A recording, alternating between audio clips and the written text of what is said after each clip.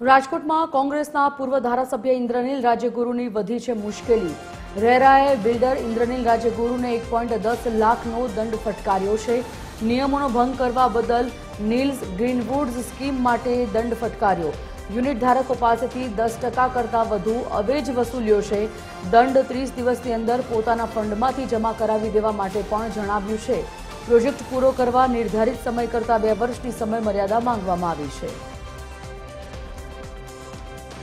Online પર સંવાદદાતા રવિ મોટવાણી જોડાઈ ગયા છે। રવિ, ઇન્દ્રનીલ રાજ્યગુરુની ફોર્મને નોટિસના સમાચાર, શું વિગત? જરૂરથી જણાવી દઉં, કોંગ્રેસના પૂર્વ ધારાસભ્ય અને કોંગ્રેસના અગ્રણી ઇન્દ્રનીલ રાજ્યગુરુ રાજકોટમાં એક સારા મોટા બિલ્ડર પણ છે। તેમણે નીલ્સ ગ્રીનવુડ નામક જે પ્રોજેક્ટ છે તેમાં 86 મકાનો બનાવવાના હતા, જેની મર્યાદા 31/3/2022 રોજ પૂરી કરવાની જાહેરાત હતી।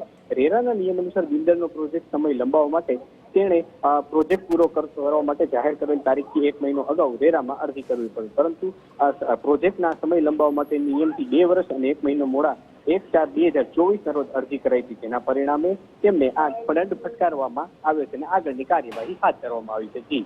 જાણકારી માટે આભાર।